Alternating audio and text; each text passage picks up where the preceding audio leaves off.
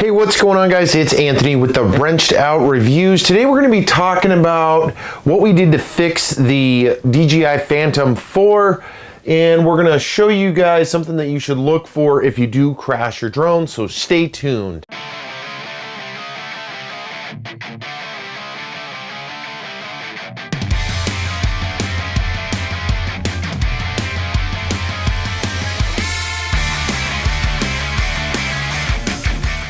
Hey guys, welcome to Wrenched Out Reviews. Again, I'm Anthony, and today we're going to be talking about the DJI Phantom 4 Advanced. And if you guys have been following the channel for any extent of time, you guys know that we've been flying drones for the last couple of years. We use these for some of our other videos that we do. And a few months back, we did crash this into a tree. You can go back and check out some of those videos. I'll put a link up above if you're interested in that. But ultimately, I was going to film fixing this bad guy. I did end up getting some gear for it, and thinking that this ribbon, which is this little black electrical connection from the gimbal all the way up into the arm, through the arms, and then to the camera, I thought was going to be damaged. However, upon further inspection, it was not damaged. I did take it all apart, which is fairly simple. You'll actually unscrew this top plate. It pops out. You'll unhook a ribbon similar to this. And then I actually pulled essentially everything from this plate to the camera apart, just doing a visual inspection to see what was going on. Was there damage to the ribbon? Is there damage to the yaw arm or the roll arm? Or what was going on with the drone, and why did we have that stutter? Well, upon that inspection, I did notice, and it's going to be hard to see, but let me see if I can put it right here. So right here, you'll notice a little tiny hole in it. And what had happened is when this thing did crash, obviously I replaced these top connectors for the propellers, but it dented that. And what was happening when it was dented was there's a little connector in here that goes back and forth. And what was happening is it was getting caught on the indentation or where it cracked, so it was getting stuck, so it was kind of fluttering left and right, which is what caused those issues. Now, obviously, I did take that off along with all the other parts just to make sure everything was the way it should be working, and in this case, it absolutely was. I took that off and actually cleaned that up, and we're good to go. So I did run a lot of tests on it, so let's take a real quick look at some footage I took while I went down to Homer. So let's look at that.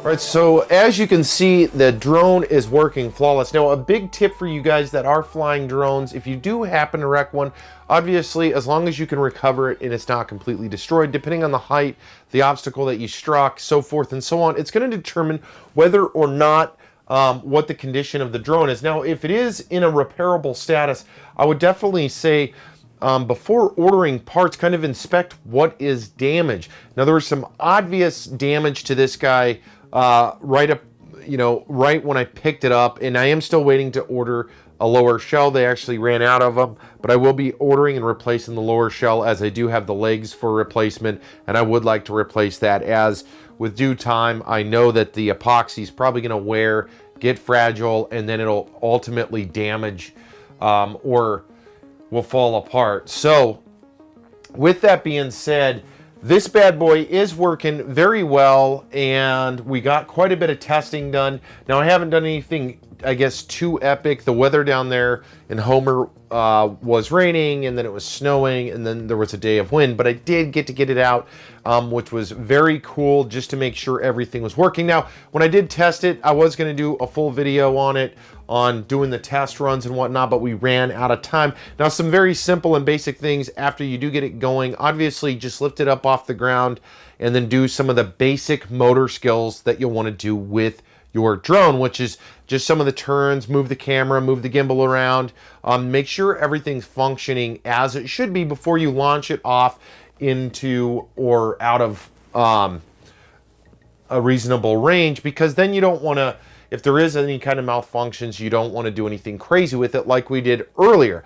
Now, with that being said, we have a lot of plans for this guy coming here in the near future. In fact, we're going to use some of the footage that we collected down in Homer with the Phantom and our other cameras, because we're going to put together kind of a quick travel bag, what it looks like when we gear up with the drone and some of our cameras, and that'll be one of the next videos coming out. So thank you guys for tuning in. This was really just a drone update video because we wanted to do the tests, as we said before, and make sure everything was working. We did do that, and we did take it apart. Again, I didn't film it just because I wasn't sure what I was getting into, and I'm glad I didn't, simply because it would have been a very boring video outside of me actually just unhooking everything and then kind of visually inspecting stuff. So we do have a lot of great content coming to the Wrenched Out Experiments YouTube channel. We do appreciate you guys tuning in. If you guys haven't subscribed, make sure to do that down below or at the end of the video. And of course, if you enjoyed this video, hit the like button. That is really our drone update video